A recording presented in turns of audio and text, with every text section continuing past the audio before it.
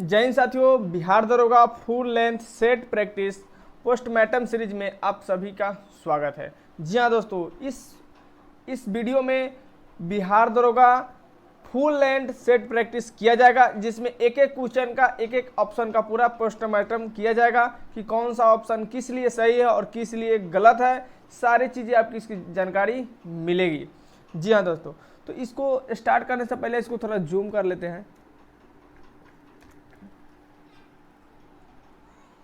इस सेट का पहला क्वेश्चन है, 1 नंबर क्वेश्चन है, स्वर्ण जयंती ग्राम स्वरोजगार योजना पुनर्गठित होकर अब क्या हो गई है। क्वेश्चन है, स्वर्ण जयंती ग्राम स्वरोजगार योजना पुनर्गठित होकर अब क्या हो गई है। तो इसका आंसर होगा राष्ट्रीय ग्रामीण जीविका मिशन, यानी ऑप्शन नंबर बी सही होगा। तो स्वर्ण जयंती ग्राम रोजगार योजना पुनर्गठित होकर हो गया है राष्ट्रीय ग्रामीण जीविका मिशन। उसके बाद है नेक्स्ट क्वेश्चन है,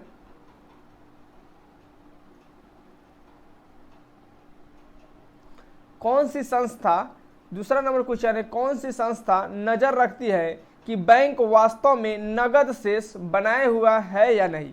यानी बैंकों पर कौन सा जो संस्था होती है वो नजर रखती है। तो बैंकों का बैंक किसको बोलते हैं, रिजर्व बैंक को बोलते हैं, मतलब आरबीआई को बोलते हैं। तो नगद शेष बनाए हुए है कि नहीं किसी बैंक में, उसका सभी पर नजर रखने का काम आरबीआई का काम करता है। कौन करता है, आरबीआई, यानी रिजर्व बैंक ऑफ इंडिया।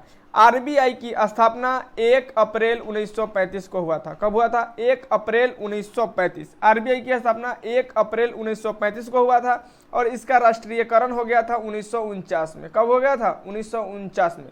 तो बैंकों का बैंक किसको बोलते हैं, रिजर्व बैंक को। बैंकों का बैंक रिजर्व बैंक। इसका राष्ट्रीयकरण कब हो गया, 1949 में। 1 अप्रैल 1935 की इसकी स्थापना हुई थी, इसको याद रखेंगे। इसे क्वेश्चन पूछता है कि आरबीआई के फर्स्ट गवर्नर कौन थे। तो आरबीआई के फर्स्ट गवर्नर थे ओसबर्न स्मिथ। कौन था, ओसबर्न स्मिथ। तो आरबीआई के फर्स्ट गवर्नर ओसबर्न स्मिथ। लेकिन क्वेश्चन पूछ देगा कि स्वतंत्र भारत के प्रथम गवर्नर कौन थे। तो स्वतंत्र भारत के प्रथम गवर्नर थे सीडी देशमुख। कौन थे, सीडी देशमुख। तो स्वतंत्र भारत के प्रथम गवर्नर सीडी देशमुख। कौन थे, सीडी देशमुख। लेकिन आरबीआई के प्रथम गवर्नर कौन थे, ओसबर्न स्मिथ। आरबीआई का राष्ट्रीयकरण कब हो गया, 1949 में। लेकिन क्वेश्चन पूछ देगा कि आरबीआई के छोड़ करके अन्य सभी बैंकों का राष्ट्रीयकरण कब होगा। अन्य सभी बैंकों का राष्ट्रीयकरण कब हुआ, तो अन्य सभी बैंकों का राष्ट्रीयकरण 1969 में हुआ। कब हुआ था, 1969 में। यानी 2 नंबर क्वेश्चन का ऑप्शन नंबर बी सही होगा। तीसरा नंबर क्वेश्चन की बात करते हैं। तीसरा नंबर क्या है कि भारत के सर्वोच्च न्यायालय के निर्णय के संबंध में निम्न में से क्या सही है। निम्न में से क्या सही है। तो इस क्वेश्चन को बताने से पहले ये बता दें कि आप अगर इस चैनल पर भी नए हैं तो चैनल को जरूर सब्सक्राइब कर लीजिए, क्योंकि फुल लेंथ टेस्ट आपको रोज मिलते हुए रहेगा वीडियो के साथ। आपको इस टेस्ट का पीडीएफ भी आपको टेलीग्राम चैनल पर अपलोड किया जाएगा, कोई दिक्कत नहीं होगा। तो चैनल को सब्सक्राइब कर लीजिए, अपने दोस्तों में शेयर करते रहिए। इसके बाद क्वेश्चन को सॉल्व करते रहिए। वीडियो को लास्ट तक देखेंगे, एक एक चीज को क्लियर किया जाएगा। तो भारत के सर्वोच्च न्यायालय के निर्णय के संबंध में क्या सही है, यानी सत्य चीज को पहचाना है, यानी कौन सा सही है। तो सही में पहला नंबर ऑप्शन पढ़ते हैं, सर्वोच्च न्यायालय को अपने निर्णय को परिवर्तित करने का अधिकार है। यही ऑप्शन सही हो गया। क्यों, क्योंकि सर्वोच्च न्यायालय अपने निर्णय को बदल सकता है। और क्यों, क्योंकि आर्टिकल 137 में बोला गया है कि सर्वोच्च न्यायालय अपने निर्णय को बदल सकता है। सर्वोच्च न्यायालय अपने निर्णय को बदल सकता है। तो इसका ऑप्शन नंबर ए सही हो जाएगा। ऑप्शन नंबर ए सही हो जाएगा। लेकिन सुप्रीम कोर्ट से बहुत सारे क्वेश्चन पूछते हैं कि सुप्रीम कोर्ट भारतीय संविधान के किस अनुच्छेद में है। तो आर्टिकल 124, आर्टिकल 124 सुप्रीम कोर्ट की किस अनुच्छेद में है, 124 में है। किस अनुच्छेद में है, 124। लेकिन इससे क्वेश्चन एक और पूछ देता है कि सुप्रीम लेख अभिलेख न्यायालय क्या बन जाता है, अभिलेख न्यायालय, यानी सुप्रीम कोर्ट का जो फैसला होता है अभिलेख न्यायालय बन जाता है। अभिलेख न्यायालय बन जाता है। तो ये किस अनुच्छेद में है, तो आर्टिकल 129, आर्टिकल 129, आर्टिकल 129। लेकिन इससे भी एक और क्वेश्चन पूछ देता है कि सुप्रीम कोर्ट से राष्ट्रपति सलाह ले सकता है, किसी मामले पर उसे सुझाव ले सकता है, तो उसको किस अनुच्छेद के अंदर रखते हैं? तो सुप्रीम कोर्ट से राष्ट्रपति जो होता है, प्रेसिडेंट जो होता है, सलाह लेते हैं आर्टिकल 143, कितना 143 के अंदर। तो सुप्रीम कोर्ट से राष्ट्रपति किस अनुच्छेद के तहत सलाह लेते हैं, परामर्श करते हैं? तो आर्टिकल 143 के तहत, आर्टिकल 143 के तहत। सुप्रीम कोर्ट का नियम कानून किसमें है? सॉरी, तो सुप्रीम कोर्ट का नियम कानून जो है आर्टिकल 145 में है। किसमें है? आर्टिकल 145 में, आर्टिकल 145 में। सुप्रीम कोर्ट में अभी जजों की संख्या कितनी है? 34 है। 33 plus 1, 33 plus 1, 33 plus 1, 33 plus 1।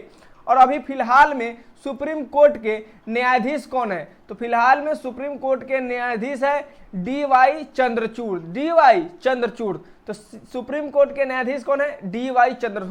Chandrachud. तो आई होप इतना आपको समझ में आया होगा। इससे और ज्यादा क्वेश्चन बनता है, लेकिन सभी 100 क्वेश्चन का एनालिसिस करना है, तो धीरे धीरे आप सेट करते जाइए। अन्य सभी सेट में भी इसे आगे बताते हुए जाएंगे, समझ में आ जाएगा। नेक्स्ट क्वेश्चन है, 4 नंबर क्वेश्चन है, तक्षशिला विश्वविद्यालय किन दो नदियों के बीच में स्थित है? तक्षशिला विश्वविद्यालय किन दो नदियों के बीच में स्थित है? तो इसका ऑप्शन हो जाएगा ए, सिंधु और झेलम, सिंधु और झेलम। तो सबसे पहले इस नदियों के बारे में बताते हैं कि कैसे कैसे इस नदी तंत्र है। तो सबसे पहले यहाँ पर जो है एक तो सिंधु नदी आया हुआ है, एक सिंधु नदी आया हुआ है, उसमें सिंधु नदी के बीच में आ जाता है रावी नदी। कौन सा नदी आ जाता है? रावी। कौन सा नदी आ जाता है? रावी। तो ये तो है सिंधु, इसके बाद ये हो गया रावी, उसके बाद इधर से आ जाता है सतलज नदी। कौन सा आ जाता है? सतलज नदी। इधर से आ जाता है सतलज नदी, सतलज नदी। उसके बाद यहाँ पे आ जाता है झेलम। क्या आ जाता है? झेलम, जैसे झेलम, जैसे झेलम। उसके बाद आता है यहाँ पर चिनाब नदी। कौन सा नदी? चिनाब नदी, यानी सी से चिनाब नदी। तो सिंधु, झेलम, चिनाब, रावी, सतलज, रावी, सतलज, ये सारी इस तरह से नदियां करके मिलती है। तो यहाँ पे जो होता है ना, ये सिंधु नदी जो है ना पूरा पाकिस्तान में बहता है। कहाँ पे? पूरे ही पाकिस्तान में बहती है। तो यहीं पे पाकिस्तान में यहाँ पे है तक्षशिला है, अबोटाबाद है, सारी जो चीजें है पाकिस्तान में, यहीं पे तक्षशिला, अबोटाबाद इसी नदी तंत्र के बीच में स्थित है। इसीलिए तक्षशिला विश्वविद्यालय सिंधु एवं झेलम के बीच में है। पाकिस्तान की राजधानी इस्लामाबाद भी, पाकिस्तान की राजधानी इस्लामाबाद भी इसी नदी के बीच में है। तो सिंधु झेलम के बीच में क्या क्या है? अबोटाबाद है, इस्लामाबाद है, तक्षशिला विश्वविद्यालय है, सारी के सारे चीजें इसी में स्थित है। ठीक है, नेक्स्ट क्वेश्चन देखते हैं। नेक्स्ट क्वेश्चन है,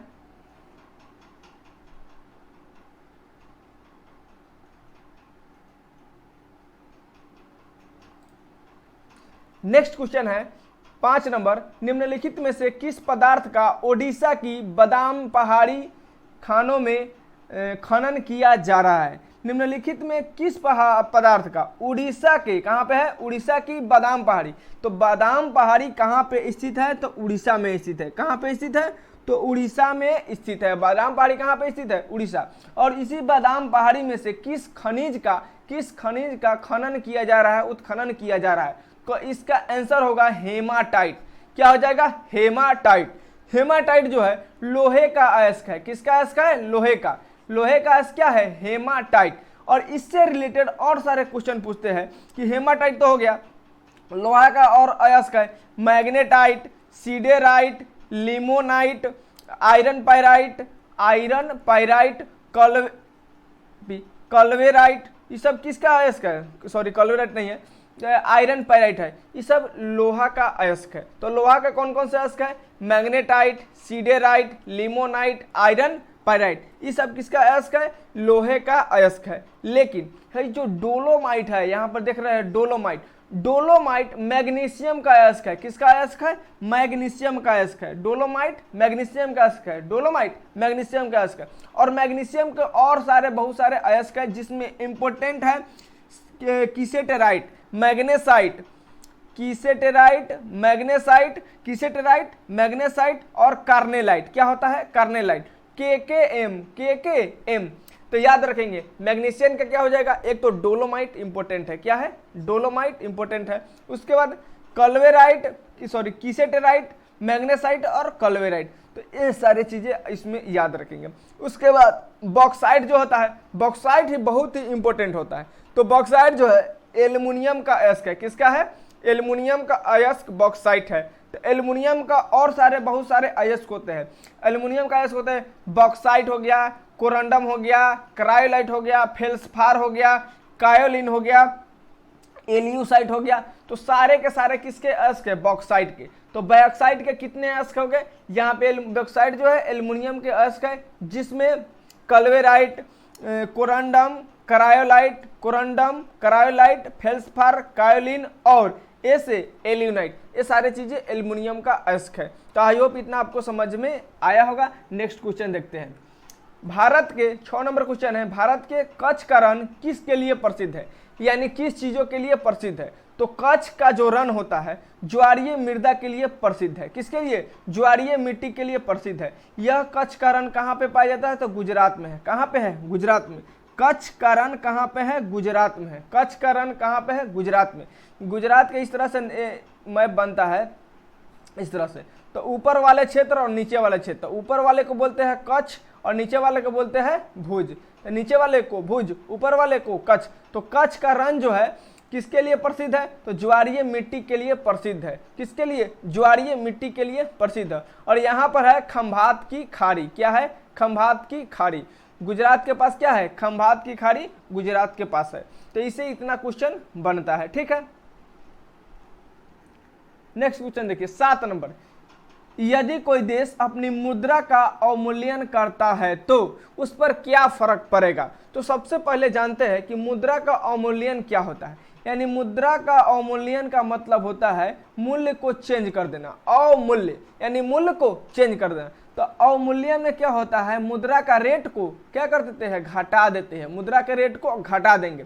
तो मान लीजिए मुद्रा के रेट को आप घटाते हैं, तो पहले अगर 1 लीटर वाटर आपको 10 रुपये में मिल रहा होगा, तो अगर आप मुद्रा के रेट को घटा देते हैं तो अब उसका घटा करके कर दिए तो अब 1 लीटर पानी का मूल्य कितना हो गया? 20 रुपया हो गया। इसी को बोलते हैं मुद्रा का अवमूल्यन। मुद्रा का अवमूल्यन यानी मुद्रा के अवमूल्यन होने से अगर कोई चीजें आप खरीदते हैं, तो आपको महंगा पड़ेगा। लेकिन अगर कोई चीजें आप बेचते हैं तो सस्ता पड़ेगा। सस्ता में कोई खरीद के ले जाएगा।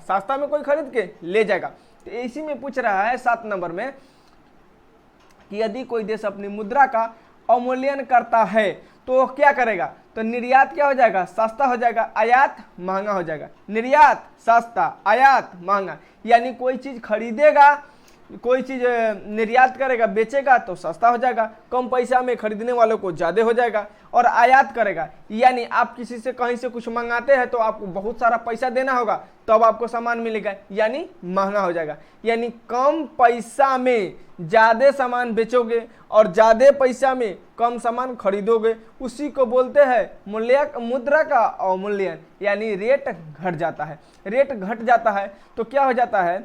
जैसे मान लीजिए $1 का मूल्य अब 70 रुपया है। कितना है? 70 रुपया का लगभग है। तो अगर $1 का मूल्य अगर 1 का मूल्य अगर 80 रुपया हो जाए, 80 रुपया हो जाए तो क्या हो गया? मुद्रा का अवमूल्यन हो गया, मुद्रा का अवमूल्यन हो गया। ठीक है, तो मुद्रा का अवमूल्यन हो जाता है।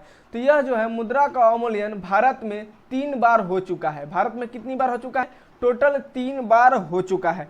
यह पूछेंगे कि कब कब हुआ है, तो 1949, 1949, 1966, 1991, 1949, 1966, 1991।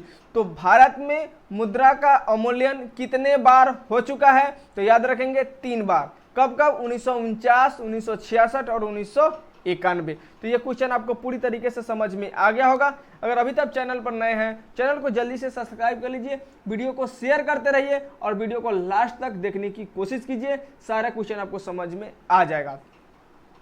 रागिनी किस राज्य का लोकप्रिय गीत शैली है? रागिनी जो है किस राज्य का लोकप्रिय गीत शैली है? तो रागिनी जो है हरियाणा का लोकप्रिय गीत शैली है। कहाँ का है? हरियाणा का। रागिनी कहाँ का लोकप्रिय गीत शैली है? हरियाणा का। हरियाणा का लोकप्रिय गीत शैली रागनी, हरियाणा का लोकप्रिय गीत शैली रागनी। आपको इतना याद रखना है कि हरियाणा का लोकप्रिय गीत शैली कौन है, रागनी है। कौन सा है, रागनी है। कौन सा है, रागनी है। उसके बाद देखिए नेक्स्ट क्वेश्चन इसी से संबंधित है, 9 नंबर है, निम्नलिखित में से कौन सा युग्म गलत है, यानी गलत युग्म को आपको पहचानना है। इस साइड में दिया हुआ है अमजद अली खान, अमजद अली खान, अमजद अली खान तबला, यानी अमजद अली खान क्या तबला बजाते थे, नहीं, ये गलत है। अमजद अली खान सरोद वादक थे, क्या बजाते थे, सरोद वादक थे। तो अमजद अली खान सरोद वादक थे।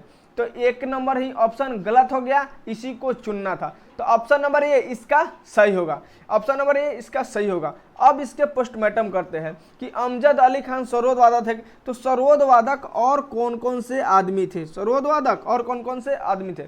देखते अमजद अली खान और एक थे अकबर खान। कौन था, अकबर खान, अकबर खान।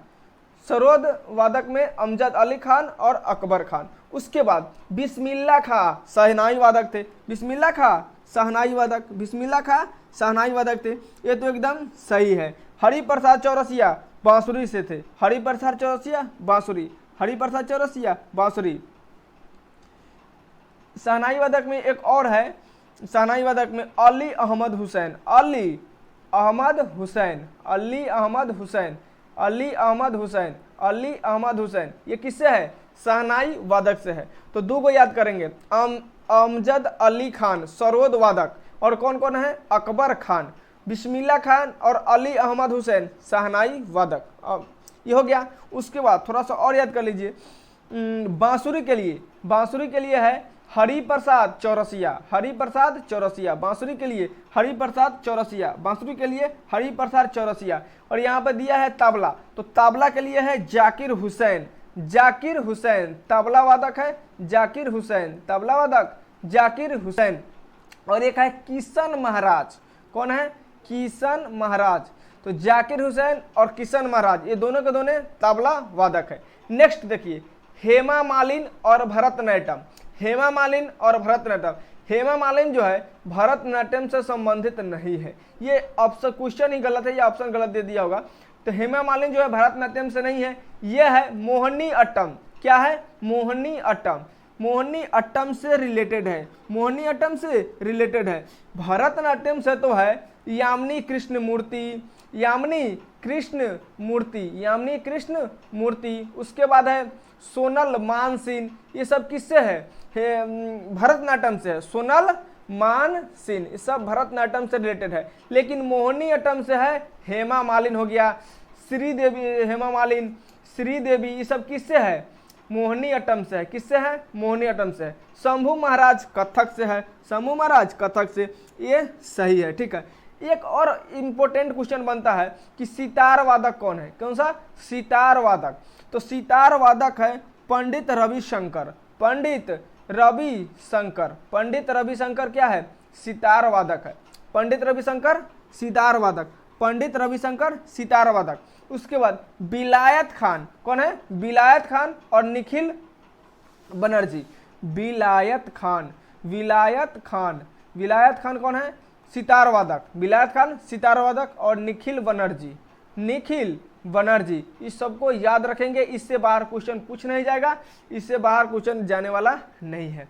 नेक्स्ट क्वेश्चन देखिए, निम्नलिखित में से कौन सही ढंग से मेल नहीं खाता है, मेल नहीं खाता है। तो ये मिलेगा आपको ऊपर में,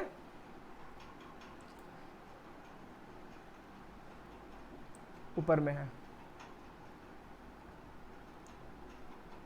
हाँ, चक हाव यानी काला चावल, चक हाव, चक हाव यानी काला चावल, मणिपुर का चक हाव और काला चावल मणिपुर का, एकदम सही है। ये जीआई टैग से है कि किसको किसको जीआई टैग मिला है। बंदर लड्डू आंध्र प्रदेश, बंदर लड्डू आंध्र प्रदेश, ये भी सही है। अनर मुल्ला कनाडी आंध्र प्रदेश, ये गलत है, क्या है, ये गलत है। आंध्र प्रदेश में है अरेबिका कॉफी, यहाँ पे होनी चाहिए arabica coffee, arabica coffee, arabica coffee, इसका आंसर होना चाहिए अरेबिका कॉफी। तो चक हाव कहाँ का है, मणिपुर का है, चक हाव मणिपुर का है। मणिपुर से और है हाथी मिर्च, हाथी मिर्च को जीआई टैग मिला है। उसके बाद कचाई नींबू, हाथी मिर्च, कचाई नींबू, ये सब किसको मिला है? मणिपुर के जीआई टैग मिला है। आंध्र प्रदेश के लिए होगा अरेबिका कॉफी, आंध्र प्रदेश के लिए अरेबिका कॉफी। वर्धमान सीताभोग, ये पश्चिम बंगाल के लिए है, ये भी सही है। पश्चिम बंगाल में एक और है मेहदाना मिठाई, कौन है? मेहीदाना मिठाई, मेहीदाना मिठाई। उसके बाद सुंदरवन, उसके बाद है सुंदरवन शहद, सुंदरवन का शहद। तो सुंदरवन कहाँ है? सुंदरवन कहाँ है? पश्चिम बंगाल में है, तो सुंदरवन शहद पश्चिम बंगाल। मैदाना मिठाई पश्चिम बंगाल, मैदाना मिठाई पश्चिम बंगाल। उसके बाद कुछ और इम्पोर्टेंट बता देते हैं कि जीआई टैग, जीआई टैग यानी जियोग्राफिकल इंडिकेशन, इसका फुल फॉर्म क्या होता है? Geographical indication. तो भारत को पहला जीआई टैग, भारत को फर्स्ट जीआई टैग किसको मिला था? तो भारत का फर्स्ट जीआई टैग दार्जिलिंग चाय को मिला था। किसको मिला था? दार्जिलिंग चाय को। तो भारत का फर्स्ट जीआई टैग किसको मिला था? दार्जिलिंग चाय को। किसको मिला था? दार्जिलिंग चाय को। सर्वाधिक जीआई टैग किसको मिला है? सर्वाधिक जीआई टैग वर्तमान में भी किसको मिला है? तो वर्तमान में मिला है कर्नाटक को। किसको मिला है? कर्नाटक को। सर्वाधिक जीआई टैग प्राप्त करने वाला राज्य कौन है? कर्नाटक। कौन है? कर्नाटक। अब बात कर लेते हैं गमछा, गमोचा किसको मिला है? असम का, गमोचा असम का। उसके बाद टेराकोटा, टेराकोटा यूपी का, टेराकोटा यूपी का। अपना बिहार की बात करें तो बहुत सारा मिला है जीआई टैग, जैसे हो गया मिथिला मखाना, मिथिला मखाना, सिलाब खाजा, कौन सा है? सिलाब खाजा, मिथिला मखाना सिलाब खाजा बोलते रहेंगे, याद हो जाएगा, टेंशन फ्री रहेंगे। मिथिला मखाना सिलाब खाजा, मिथिला मखाना सिलाब खाजा। मधुबनी पेंटिंग कौन सा है? मधुबनी पेंटिंग, मिथिला मखाना सिलाब खाजा, मधुबनी पेंटिंग। उसके बाद जर्दालू आम, जर्दालू आम, जर्दालू आम। उसके बाद जर्दालू आम के बाद है कतरनी चावल, कतरनी चावल, कतरनी चावल कहाँ का मिला है? बिहार को मिला है कतरनी चावल। एक और है शाही लीची, शाही लीची कहाँ का मिला है? तो बिहार का मिला है। तो बिहार में बहुत सारे जीआई टैग मिला है और इसे क्वेश्चन भी बन जाते हैं। तो बिहार दुर्गा में एक न एक आपको जीआई टैग पूछेगा तो आपको याद रखना है, ठीक है। उसके बाद एक और इम्पोर्टेंट बनता है सोजत मेहंदी, सोजत मेहंदी, सोजत मेहंदी जो है राजस्थान का है। कहाँ का है? राजस्थान का।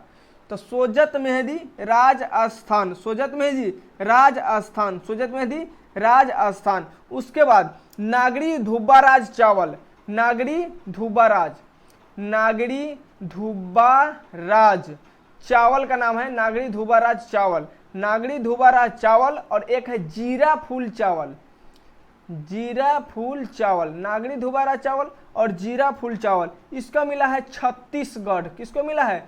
छत्तीसगढ़ को। तो इसको इंपॉर्टेंट रखेंगे, याद रखेंगे, सारे के सारे इंपॉर्टेंट क्वेश्चन है, यहाँ से क्वेश्चन बन सकते हैं। एक और है वाडा कोलम चावल, वाडा कोलम चावल महाराष्ट्र का है, वाडा कोलम चावल, वाडा कोलम चावल है महाराष्ट्र। कहाँ का है? महाराष्ट्र का। वाडा कोलम चावल महाराष्ट्र का, वाडा कोलम चावल महाराष्ट्र का। खाजा मिठाई कहाँ है? खाजा मिठाई, खाजा मिठाई की बात करें तो गोवा, खाजा मिठाई की बात करें तो गोवा, खाजा मिठाई गोवा। तो इतना सारा जीआई टैग मिलता है और मिला हुआ है, तो इतने सारे जीआई टैग को आप याद कर लेंगे तो आपके एग्जाम में क्वेश्चन नहीं छूटने वाला है। आई होप ये समझ में आया होगा।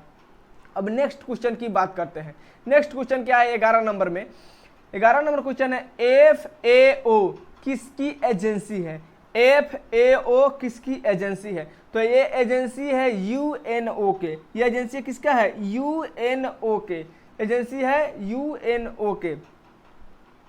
तो FAO किसकी एजेंसी है? UNO की एजेंसी है। FAO की स्थापना जो हुआ है 1945 में हुआ। कहाँ पे हुआ है? 1945। FAO की स्थापना 1945 कहाँ पे हुआ है? 1945 में, 1945। वहीं पे बात करें यूनेस्को और यूएनओ का स्थापना, दोनों की स्थापना 1945, दोनों की स्थापना 1945, दोनों की 1900, डब्ल्यूएचओ की 1948, डब्ल्यूएचओ का 1948, डब्ल्यूएचओ का 1948, यूनिसेफ का 1946, यूनिसेफ का 1946। ये पांचों के पांचों जो संस्था है बहुत ही इंपॉर्टेंट संस्था है, और सारे का मुख्यालय पूछता है, कब इसकी स्थापना हुई, ये सारी चीजें पूछता है, तो आपको पूरा A to Z क्लियर कर रहा है।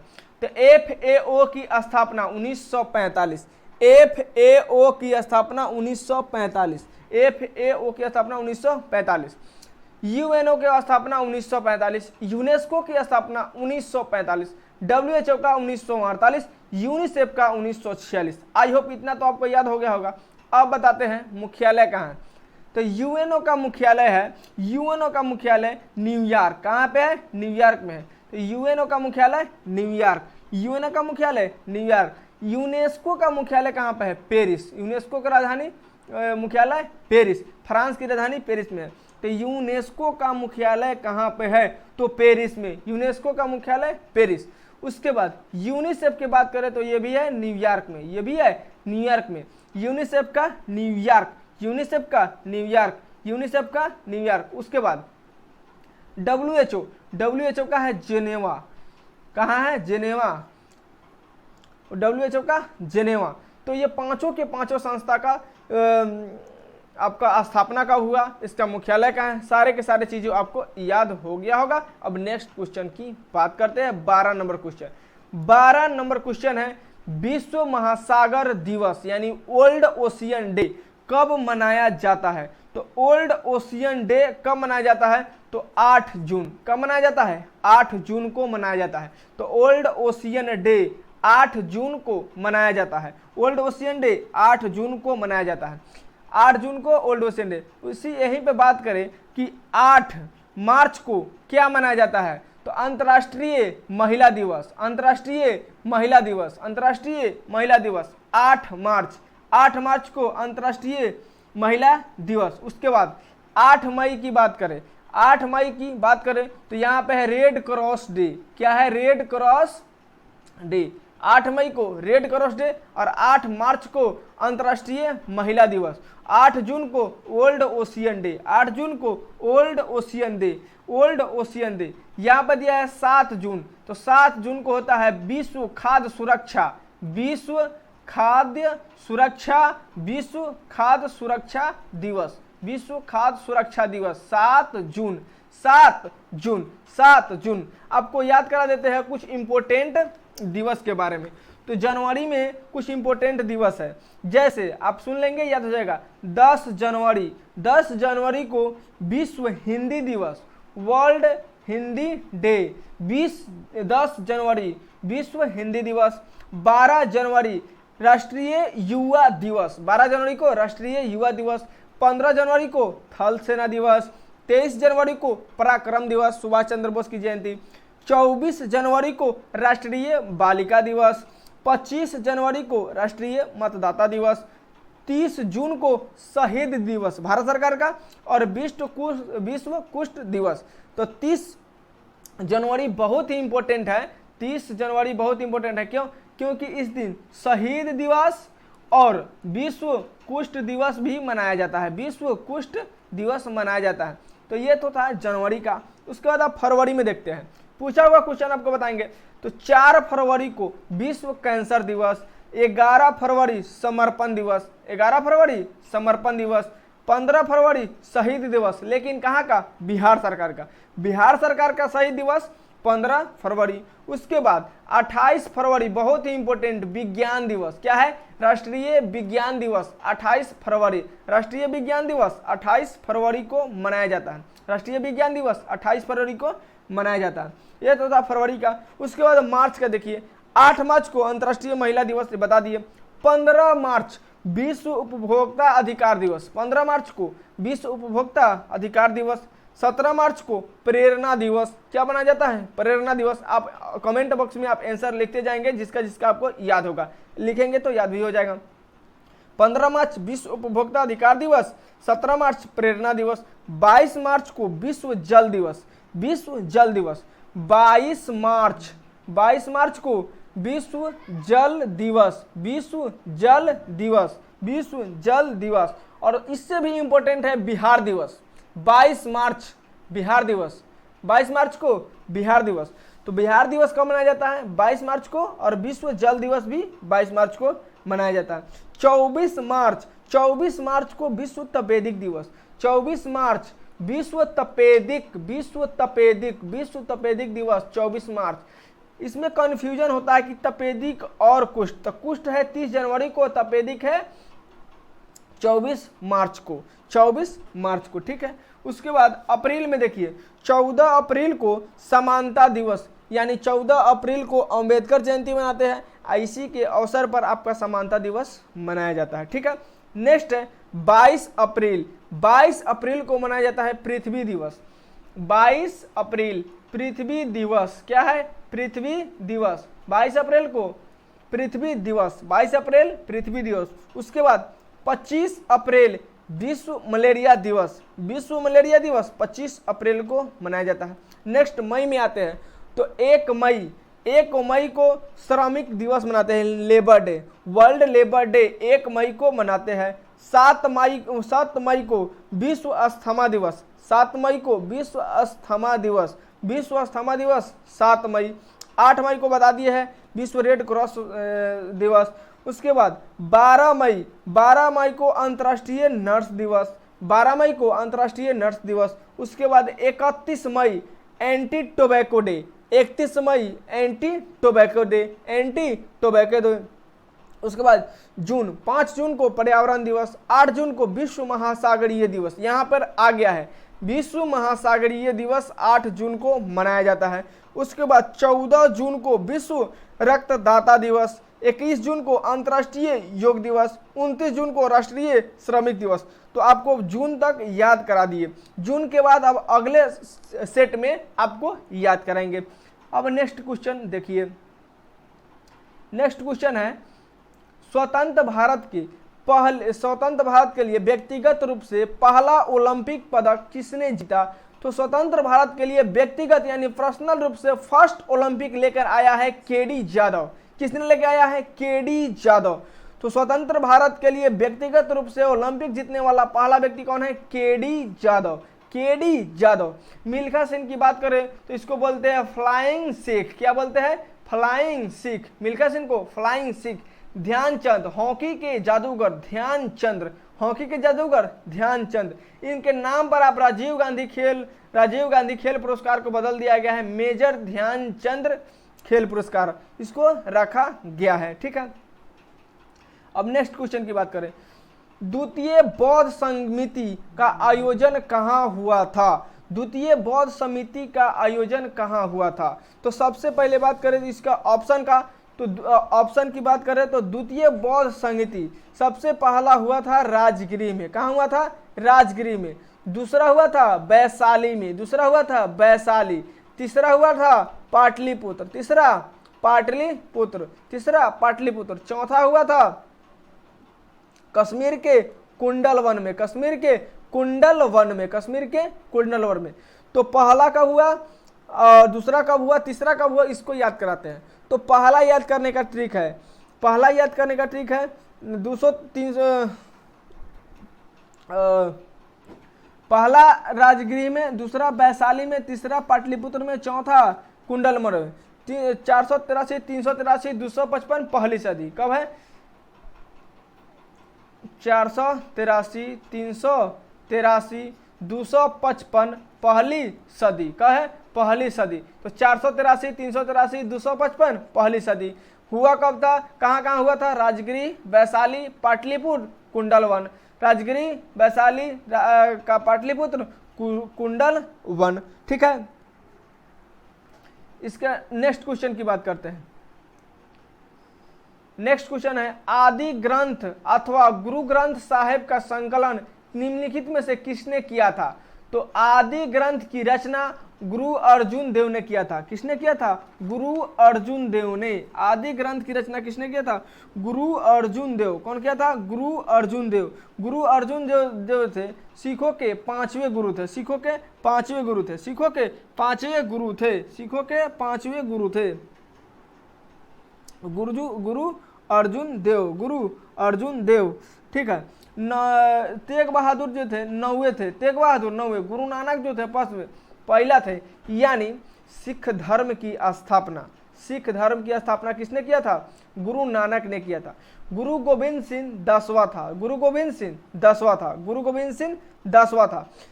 गुरु गोविंद सिंह 10वां था। गुरु नानक प्रथम। गुरु नानक प्रथम। इन्होंने लंगर व्यवस्था शुरू किया था। गुरु नानक ने क्या किया था? लंगर व्यवस्था को शुरू किया था, लेकिन सुचारू रूप से नहीं चल पाया। तो सुचारू रूप से चलने वाला किसने बनाया? गुरु अंगद देव। अंगद देव। सुचारू रूप से लंगर व्यवस्था गुरु अंगद देव ने। किसने किया? गुरु अंगद देव ने। गुरु अंगद देव ने। तेग बहादुर जो थे, गुरु तेग बहादुर थे, ये जो थे इस्लाम धर्म को कबूल नहीं कर रहे थे। इस्लाम धर्म को कबूल नहीं कर रहे थे, इसीलिए इसको औरंगजेब ने काट दिया। औरंगजेब ने काट दिया। औरंगजेब ने इसको काट दिया। उसके बाद गुरु अर्जुन देव को भी जहांगीर ने इसको काट दिया। क्यों? क्योंकि जहांगीर का पुत्र था खुसरो। खुसरो की सहायता कर रहा था और खुसरो की सहायता करके जहांगीर से युद्ध हो गया, जिसकी जानकारी जहांगीर को पता चल गया। जहांगीर पकड़ के अर्जुन देव की हत्या कर दिए। उसके बाद गुरु गोविंद सिंह को भी हत्या कर दिया गया है। गुरु गोविंद सिंह का हत्या कहाँ पे हुआ है? कमेंट बॉक्स में लिखेंगे। कहाँ पे हुआ है? कमेंट बॉक्स में लिखेंगे। तो गुरु गोविंद सिंह की हत्या नांदेड़ में हुआ है 1708 ईस्वी में। कहाँ पे हुआ है? नांदेड़। नांदेड़ में गुल खान ने किया है। किसने किया है? गुल खान।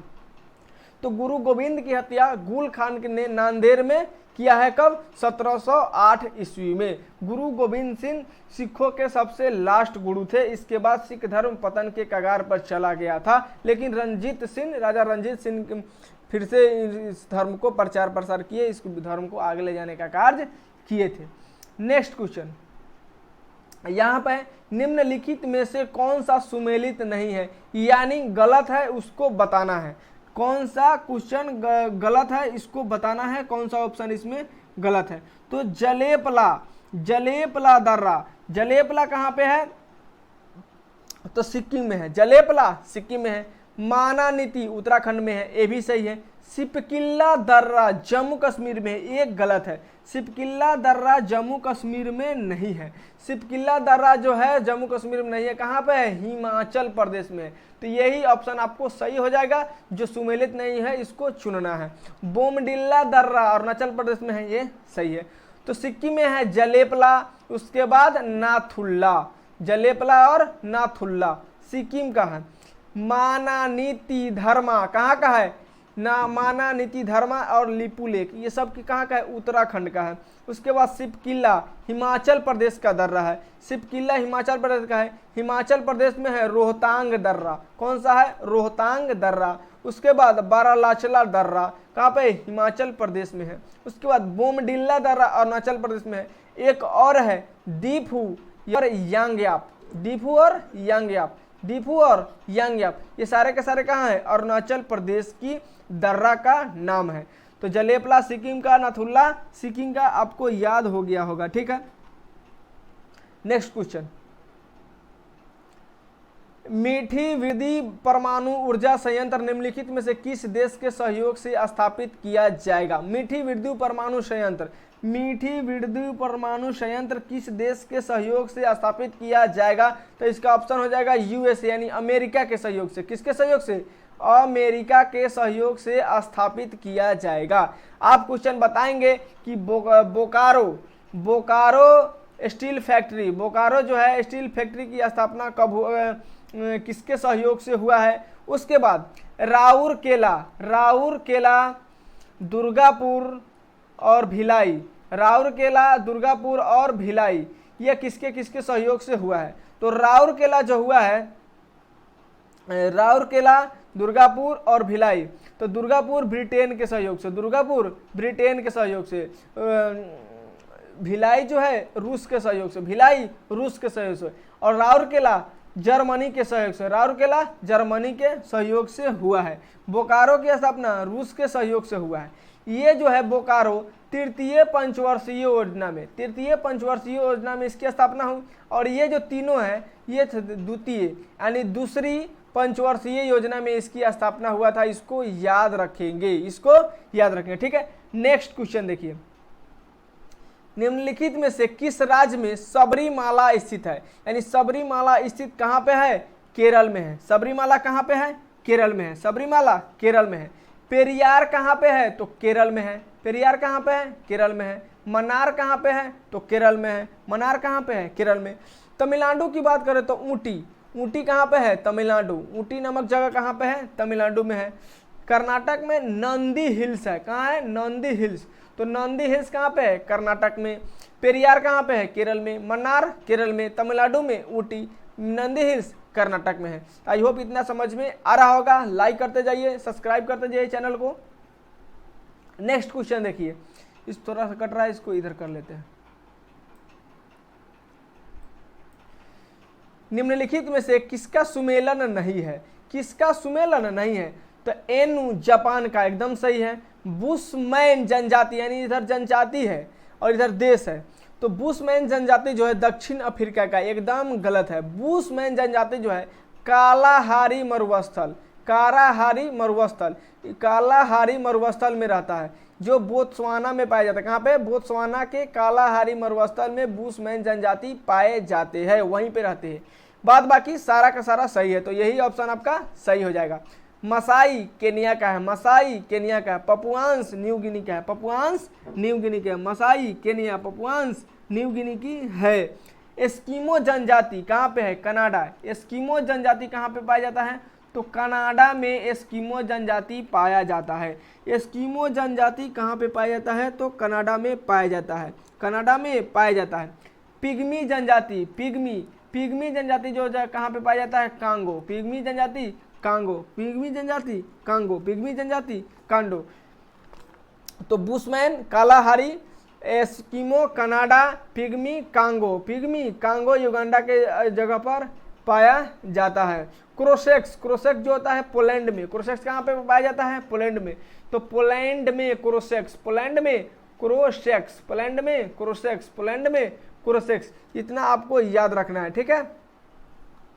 नेक्स्ट देखिए, 20 नंबर में है कि निम्न में से कौन सी संस्था विश्व बैंक समुदाय का अंग नहीं है?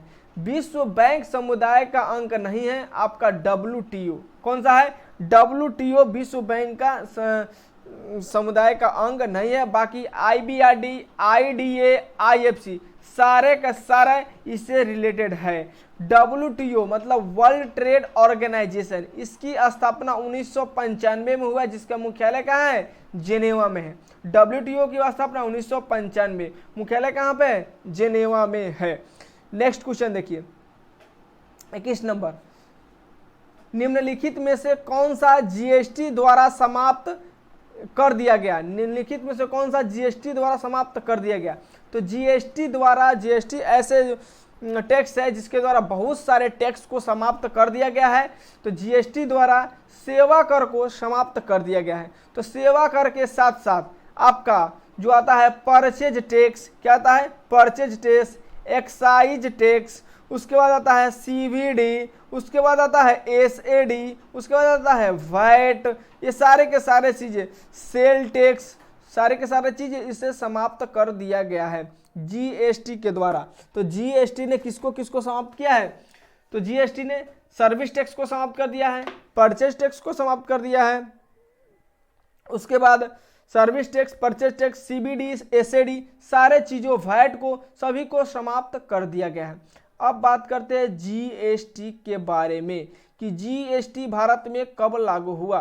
तो GST भारत में लागू हुआ 1 जुलाई 2017। 1 जुलाई 2017 को भारत में GST लागू हो गया। GST जो है भारत में कनाडा मॉडल पर आधारित है। कहाँ? कौन मॉडल पर? भारत के जीएसटी किस मॉडल पर आधारित है? कनाडा मॉडल पर आधारित है। अब विश्व में सबसे ज्यादा जीएसटी टैक्स रेट किसका अधिक है? मैक्सिमम टैक्स रेट किसका अधिक है? तो इंडिया का है। किसका अधिक है? इंडिया का है। इंडिया का है। कौन कौन से टैक्स लगता है? 0%, 5%, 12%, 18%, 28%, इतना सारा परसेंटेज टैक्स लगता है। ठीक है, जीएसटी टैक्स लगता है। तो इससे इतने सारे क्वेश्चन बनते हैं। अब एक और इंपॉर्टेंट क्वेश्चन पूछता है कि जीएसटी कैसा टैक्स है? तो जीएसटी जो है इनडायरेक्ट टैक्स है। क्या टैक्स है? इनडायरेक्ट टैक्स है। इनडायरेक्ट टैक्स है। इनडायरेक्ट टैक्स को जीएसटी टैक्स बोलते हैं। ठीक है, इनडायरेक्ट टैक्स के अंदर अगर आता है। नेक्स्ट क्वेश्चन देखिए, भारतीय संघवाद किस देश की पद्धति पर आधारित है? भारत का संघवाद किस देश की पद्धति पर आधारित है? तो आपका ऑप्शन हो जाएगा कनाडा। ऑप्शन हो जाएगा कनाडा। यानी भारतीय संघवाद की जो बातें ली गई है कनाडा से ली गई है। कहाँ से ली गई है? कनाडा से। भारत में संघवाद कहाँ से लिया गया है? तो कनाडा से लिया गया है।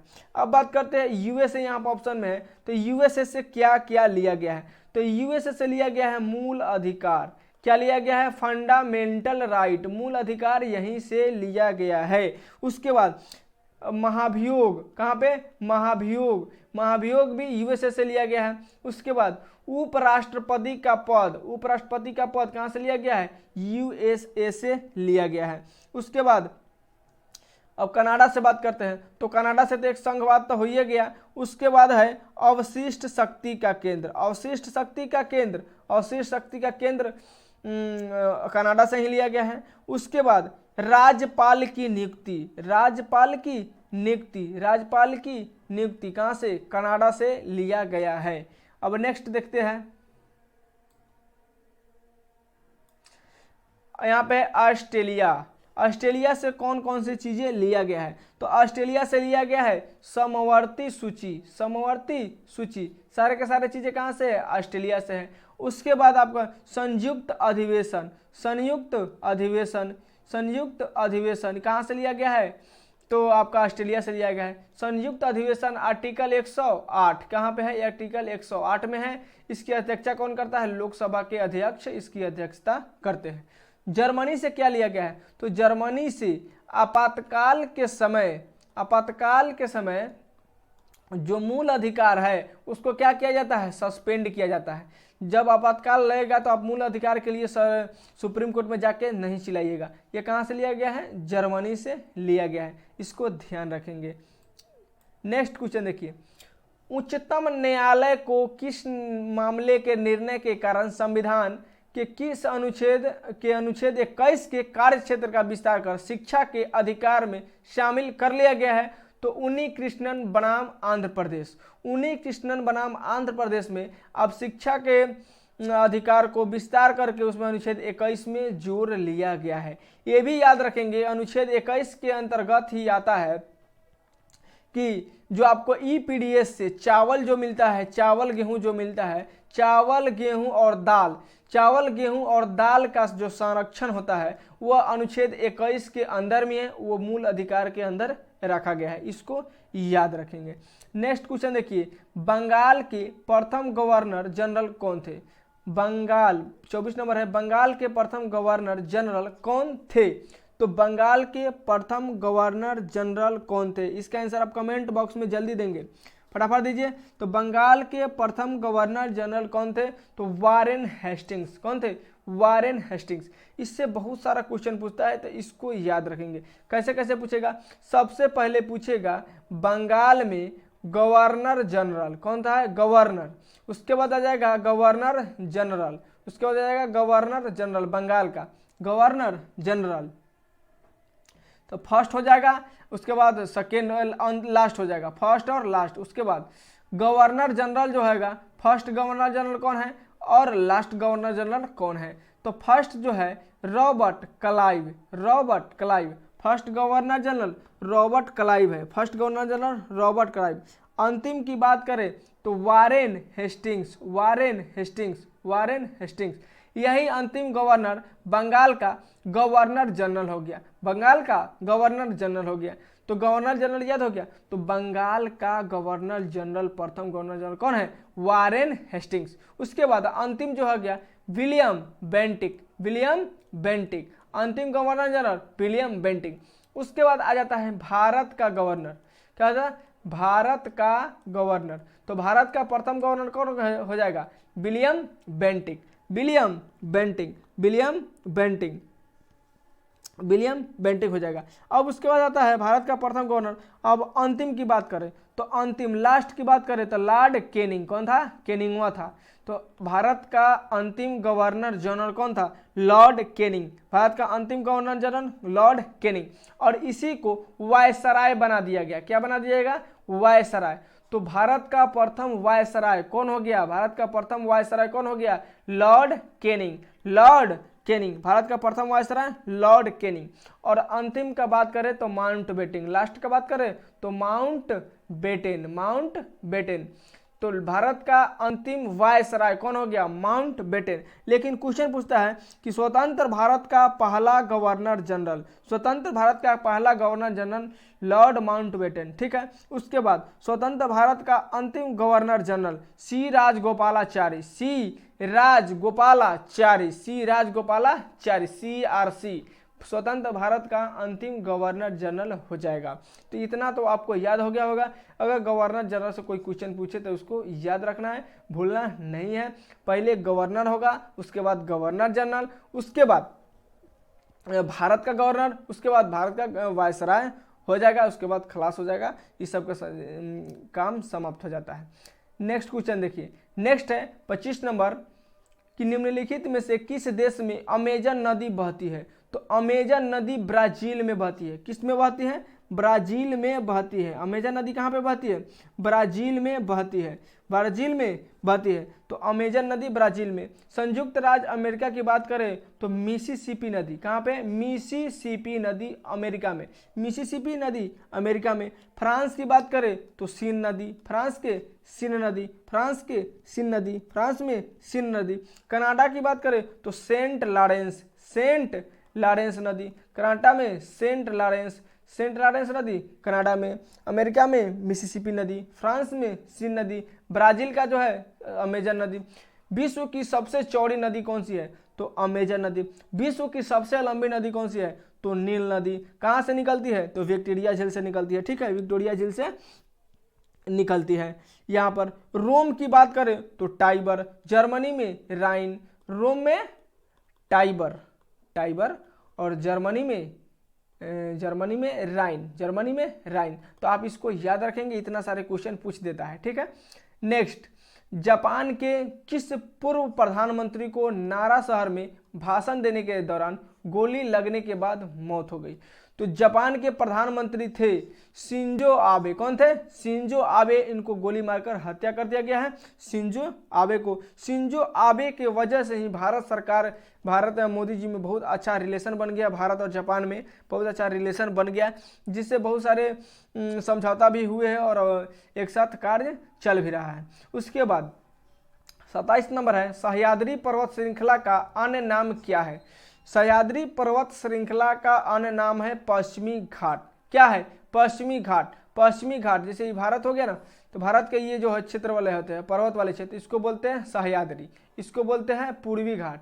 हिमालय की पदस्थली शिवालिक को बोलते हैं, हिमालय की पदस्थली शिवालिक को बोलते हैं। सबसे निचले पार्ट में क्या है, शिवालिक है, ठीक है, बीच में मध्य हिमालय है, ठीक है। सारा लद्दाख में है काराकोरम, लद्दाख, जास्कर, पीर पंजाल, ये सब चीजें श्रेणी है, ठीक है। नेक्स्ट देखिए, खाद्य एवं कृषि संगठन का मुख्यालय FAO का मुख्यालय कहाँ पे है, FAO का मुख्यालय कहाँ पे है, तो रोम है। कहाँ पे है, रोम में है। FAO का मुख्यालय कहाँ पे है, रोम में है। पिछले क्वेश्चन में हम बता दिए हैं कि कहाँ पर इसका मुख्यालय है, ये क्लियर कर दिया, पूछ दिया है, 11 नंबर क्वेश्चन में हम बताए हैं, ठीक है। नेक्स्ट है, नंदा देवी चोटी कहाँ पर स्थित है। तो नंदा देवी चोटी उत्तराखंड में है। नंदा देवी चोटी कहाँ पे है, उत्तराखंड में है। उत्तराखंड में है गंगोत्री, यमुनोत्री, यमुनोत्री, त्रिशूल पर्वत हो गया, कामेत हो गया, सारे के सारे कहाँ पे, उत्तराखंड में ये पर्वत है। तो नंदा देवी कहाँ पे है, उत्तराखंड में स्थित है। नेक्स्ट क्वेश्चन है, किस राज्य में वैज्ञानिक काई चटनी को भौगोलिक जीआई टैग दिया है? तो काई चटनी को उड़ीसा में दिया है। किसको? काई चटनी उड़ीसा, काई चटनी उड़ीसा। और नेक्स्ट तो जीआई टैग की, बहुत सारे जीआई टैग की बात हम बता दिए हैं पिछले क्वेश्चन में। जिस प्रघटना ने प्रकाश के अनुप्रस्थ स्वरूप को स्थापित किया है वह प्रघटना क्या है? तो अनुप्रस्थ जो तरंगे होती है उसमें ध्रुवण की घटना होती है। अनुप्रस्थ तरंगों में ध्रुवण की घटना होती है। और प्रकाश क्या है? एक अनुप्रस्थ तरंग है। प्रकाश क्या है? एक अनुप्रस्थ तरंग है। तो अनुप्रस्थ तरंगों में ध्रुवण की घटना होती है और प्रकाश अनुप्रस्थ तरंग है। इसी के कारण प्रकाश ध्रुवीकरण के गुण दर्शाने के कारण ही प्रकाश क्या है? अनुप्रस्थ तरंग है। ठीक है, अब बात करते हैं परावर्तन के बारे में। तो परावर्तन क्या होता है? तो जिस माध्यम से प्रकाश आती है, एक ही माध्यम में प्रकाश लौट जाती है उतना ही डिग्री का कोण बनाते हुए, तो उसको बोलते हैं परावर्तन। क्या बोलते हैं? परावर्तन। यह परावर्तन किसके द्वारा होता है? दर्पण के द्वारा होता है। किसके द्वारा है? दर्पण के द्वारा। और दर्पण सूत्र क्या होता है? 1/f बराबर 1/v plus 1/u, 1/v plus 1/u। और दर्पण दो प्रकार का होता है, एक होता है अवतल, एक होता है उत्तल। अवतल और उत्तल, अवतल और उत्तल। अवतल दर्पण का प्रयोग कहाँ पे होता है? रोगियों के आंख, गाल, गला, कान, ये सब चेक करने में किया जाता है। उत्तल दर्पण का प्रयोग कहाँ पे होता है? तो गाड़ियों के साइड मिरर में इसका उपयोग करते हैं। साइड मिरर में उत्तल दर्पण का उपयोग करते हैं।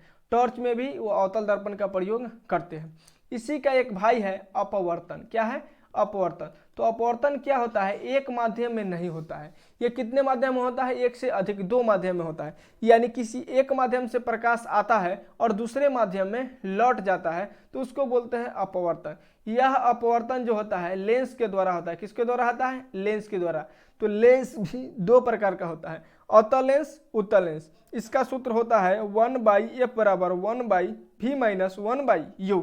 इसका सूत्र होता है, इतना याद रखेंगे। ठीक है, उसके बाद व्यतिकरण क्या होता है? व्यतिकरण क्या होता है? प्रकाश का व्यतिकरण क्या होता है? तो व्यतिकरण का खोज किसने किया था? यंग ने किया था। किसने किया था? यंग। प्रकाश के व्यतिकरण का खोज यंग। विवर्तन का खोज किसने किया था? फ्रॉनहोफर। फ्रॉनहोफर। विवर्तन का खोज फ्रॉनहोफर ने किया था। फ्रॉनहोफर, फ्रॉनहोफर ने किया हुआ था। ठीक है, नेक्स्ट देखते हैं। निम्नलिखित में से कौन सा पदार्थ रक्त द्वारा ट्रांसपोर्ट किया जाता है? तो रक्त द्वारा ट्रांसपोर्ट किया जाता है। ऑप्शन है फेफड़ों और शरीर के बाकी हिस्सों के बीच ऑक्सीजन और CO2 गैस से, ये भी सही है।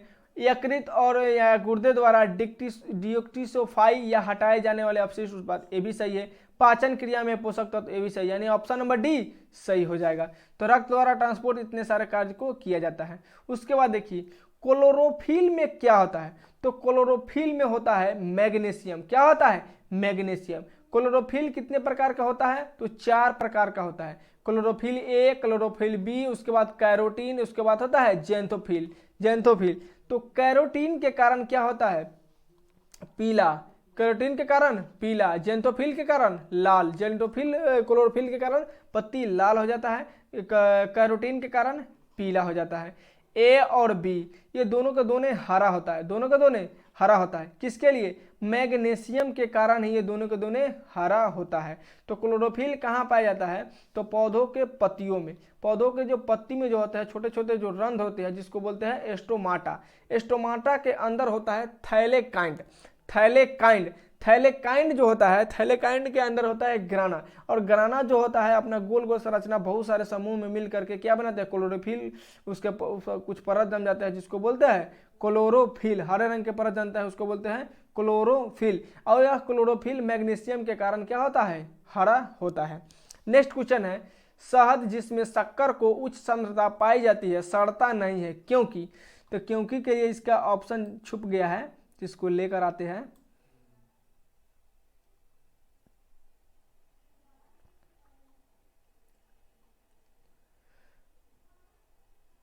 इसमें दिया है शहद में ऑक्सीजन का अभाव रहता है अतः जीवाणु सक्रिय अवस्था में जीवित नहीं रह पाते हैं, ये वाला है। उसके बाद देखिए इसमें प्राकृतिक एंटीऑक्सीडेंट होते हैं जो जीवाणु के आक्रमण को रोक देते हैं।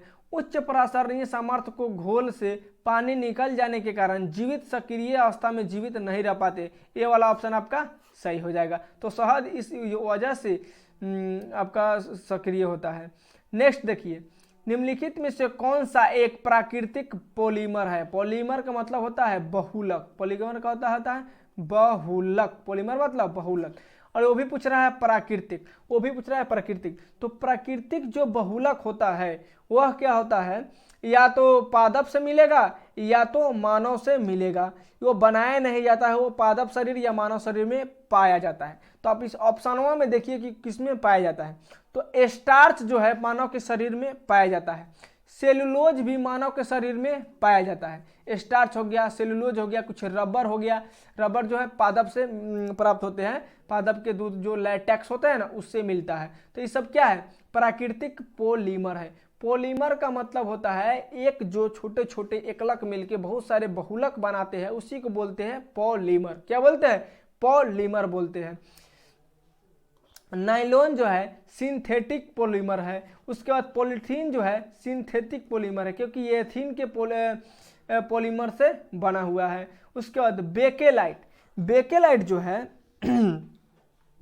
बेकेलाइट जो है थर्मोस्टेटिक है, थर्मोसेटिंग है। क्या है?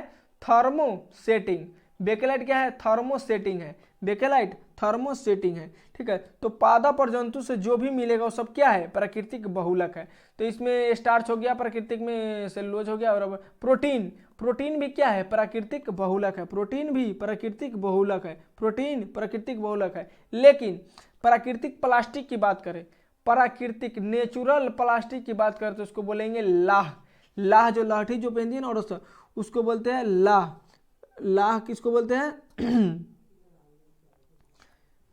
लाह जो है प्राकृतिक प्लास्टिक का उदाहरण हो जाएगा। नेक्स्ट देखिए, कौन से अंग पर अंगुली के समान उभरी हुई रचनाएं दीर्घरोम या रसांकुर कहलाता है? तो छोटी आंत। छोटी जो आंत होती है उसमें उंगली की तरह संरचनाएं जो होती है उसी को बोलते हैं रसांकुर।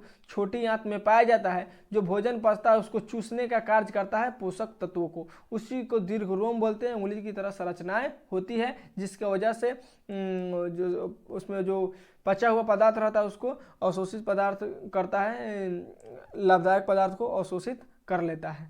बड़ी आंत में भोजन का अवशोषण होता है। सिर्फ क्या होता है? भोजन का अवशोषण होता है, यानी जल का अवशोषण होता है।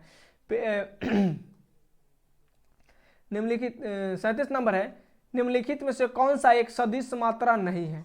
कौन सा एक सदिश मात्रा नहीं है? तो विद्युत भार एक सदिश मात्रा नहीं है। जब सदिश में क्या होता है? मैग्नीट्यूड और रिजल्टेंट दोनों होना चाहिए। तो त्वरण में भी होता है, बल में भी होता है, संवेग में भी होता है। विद्युत भार में, लोड में नहीं होता है, क्योंकि इसमें डायरेक्शन नहीं होता है। इसमें डायरेक्शन नहीं होता है और केवल रिजल्टेंट यानी मैग्नीट्यूड होता है। तो जिसमें डायरेक्शन और रिजल्टेंट दोनों हो उसको क्या बोलेंगे? सदिश। और जिसमें नहीं हो, एक ही हो, उसको बोलेंगे अदिश। ठीक है। वाहनों को सुरक्षित मोड़ लेने के लिए आवश्यक केंद्रीय बल करने के लिए किस घुमावदार सड़क के बाहरी किनारे को आंतरिक किनारों से ऊपर करने की प्रक्रिया को क्या बोलते हैं? तो उसको बोलते हैं ढालू सड़क, यानी सड़क की बैंकिंग किया जाता है। देखते होंगे कि कोई सड़क अगर इस तरह से मोड़ होगा तो जिधर मोड़ होगा इधर नीच कर दिया जाता है, इस साइड में क्या किया जाता है? ऊंचा कर दिया जाएगा, इस साइड में ऊंचा टीला बना दिया जाता है, ताकि इसको मोड़ने पर इधर वाला चक्का उधर उठे नहीं, ताकि पलट नहीं जाए। तो पलटने से बचने के लिए इसको नीचा किया जाता है, इसको ऊंचा किया जाता है। ठीक है।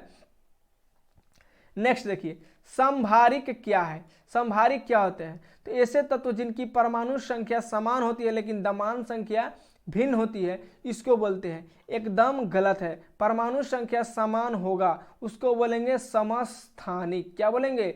समस्थानिक बोलेंगे, समस्थानिक बोलेंगे। उसके बाद ऐसे तत्व जिनकी परमाणु संख्या भिन्न होती है, क्या होती है? भिन्न होती है, लेकिन द्रव्यमान संख्या समान होती है, उसी को बोलते हैं समभारिक। समभारिक, यही आपका आंसर सही होगा।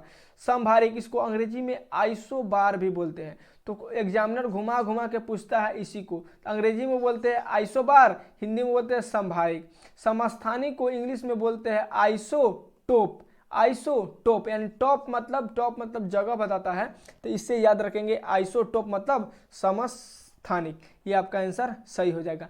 जिसमें न्यूट्रॉन की संख्या समान होती है उसको बोलते हैं आइसोन्यूट्रॉनिक, आइसोन्यूट्रॉनिक बोलते हैं। तो न्यूट्रॉन की संख्या समान होगा तो आइसोन्यूट्रॉनिक बोलेंगे। ठीक, नेक्स्ट देखिए, नेक्स्ट है निम्नलिखित में से किसे चादर के आकार में परिवर्तित नहीं किया जा सकता है। तो चादर के आकार में यानी किसी धातु को पीट पीट कर चौड़ा किया जा सकता है, तो किसको किसको, तो जिसमें आघातवर्धनता का गुण होगा, आघातवर्धनीय होगा, उसको पीट के आप चौड़ा कर सकते हैं, लंबा कर सकते हैं, यानी तन्यता का गुण होगा तो लंबा कर सकते हैं। तो सोना को भी पीट के पतला पत्थर में बनाया जाता है, चांदी को भी बनाया जाता है, एल्युमिनियम को भी बनाया जाता है, लेकिन क्या पोटेशियम को पीट के बनाया जाने वाला देखे हैं? नहीं देखे। तो आपका यही ऑप्शन सही हो जाएगा, पोटेशियम। ठीक है, सोना का सूत्र होता है Au, चांदी का होता है Ag, एल्युमिनियम का होता है Al। यही इसका संकेत भी आप याद रखेंगे किसका किसका क्या होता है। ठीक है, सबसे ज्यादा विद्युत का सुचालक कौन होता है? चांदी। सबसे ज्यादा विद्युत का सुचालक चांदी, लेकिन ये इतना ना महंगा है कि अगर इसका तार बना देंगे तो लोग चुरा के ले जाएगा, इसीलिए इसका तार नहीं बनता है। तब बनता है तांबा का और एल्युमिनियम का तार बनाया जाता है। ठीक है, सबसे ज्यादा आघातवर्धनीयता सोना का होता है। किसका होता है? सोना का होता है। नेक्स्ट, सेंटीग्रेड माप स्केल का आविष्कारक कौन है? तो सेंटीग्रेड का आविष्कारक है एंडर्स। कौन है? एंडर्स। सेंटीग्रेड का एंडर्स, केल्विन का केल्विन है, फारेनहाइट का फारेनहाइट है।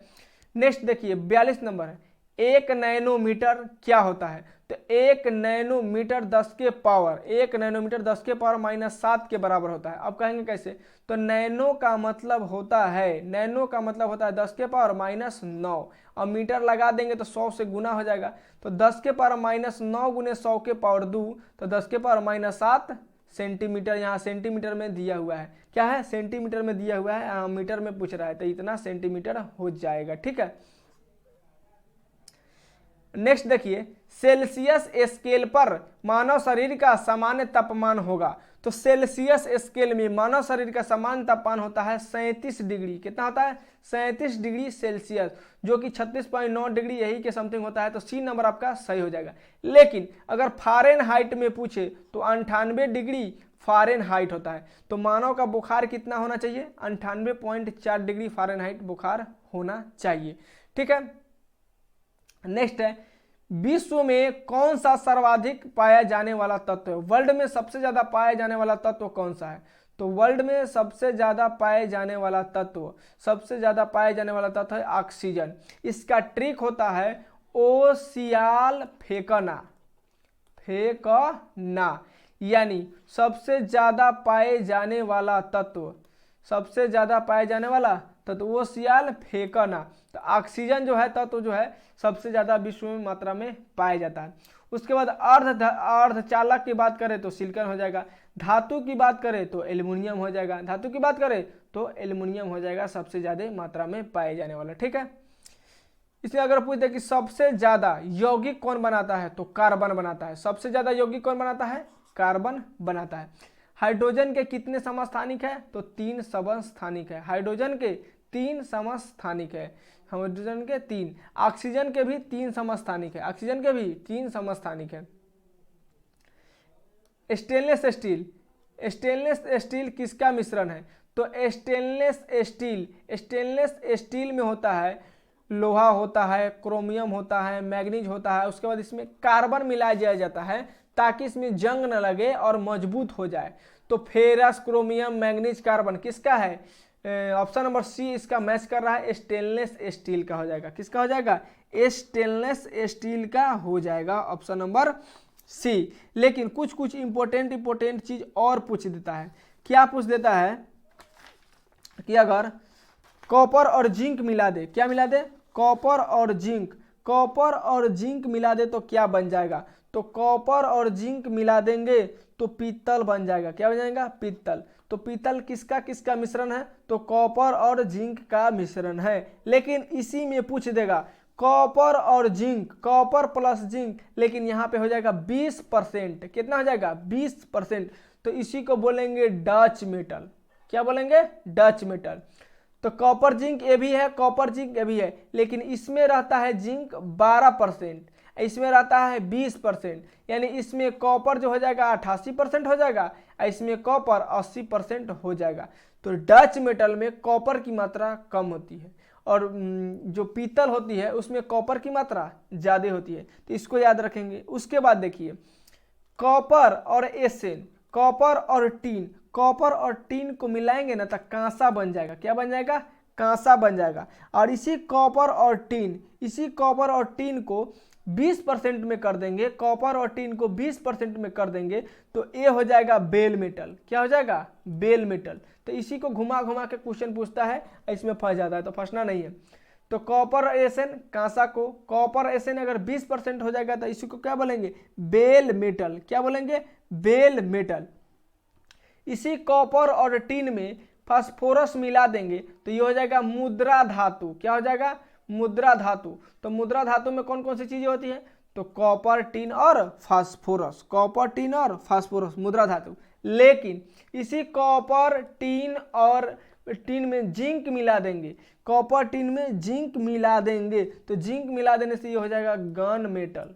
क्या हो जाएगा, गन मेटल। तो कॉपर टीन और zinc gun metal, copper tin और फास्फोरस मुद्रा धातु हो जाएगा। इसको याद रखेंगे, ठीक है। उसके बाद और एक इंपॉर्टेंट है, कॉपर और लोहा, कॉपर और लोहा में निकेल मिला देंगे, कॉपर और लोहा में निकेल मिला देंगे तो ये हो जाएगा मोनल मेटल। क्या हो जाएगा, मोनल मेटल। ये भी क्वेश्चन एनटीपीसी का पूछा हुआ क्वेश्चन है, मोनल मेटल। उसके बाद एक और इंपॉर्टेंट है जर्मन सिल्वर, जर्मन सिल्वर में होता है, जर्मन सिल्वर में कॉपर होता है, मैग्नीज होता है और निकेल होता है, तो इसको बोलेंगे जर्मन सिल्वर, जर्मन सिल्वर। ये सारे इंपॉर्टेंट जो थे मिश्र धातु थे, इसको नेक्स्ट याद रखेंगे, ठीक है। 46 नंबर में भारी पानी वह पानी है, भारी पानी वह पानी है। किस पानी को भारी पानी बोलते हैं, तो किस पानी को भारी पानी बोलते हैं, तो भारी पानी उसको बोलते हैं जिसमें, अब ऑप्शन नंबर ए में दिया हुआ है 4 डिग्री सेल्सियस पर स्थित रहता है, इसको गलत। जिसमें कैल्शियम और पोटेशियम का विलय होते हैं, इसको गलत। जिसमें हाइड्रोजन का स्थान आइसोटोप होता है, हाइड्रोजन का स्थान आइसोटोप होता है, तो हाइड्रोजन का स्थान आइसोटोप होता है, इसी को बोलते हैं भारी पानी। क्या बोलते हैं, भारी पानी इसी को बोलते हैं, क्योंकि हाइड्रोजन के कितने अवस्थानिक है, H2O के हाइड्रोजन के 3 गो समस्थानिक होते हैं, प्रोटियम, ड्यूटेरियम और ट्राइटियम, प्रोटियम, ड्यूटेरियम और टाइटेनियम।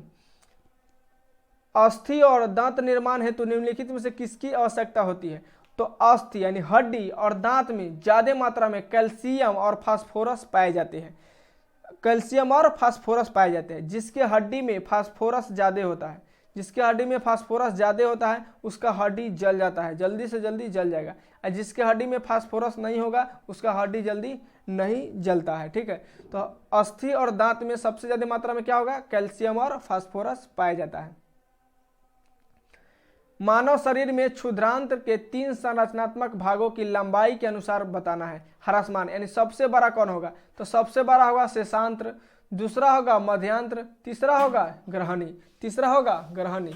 शेषांत, मध्यांत्र और ग्रहणी, शेषांत, मध्यांत्र और ग्रहणी, ये वाला आपका ऑप्शन नंबर हो जाएगा।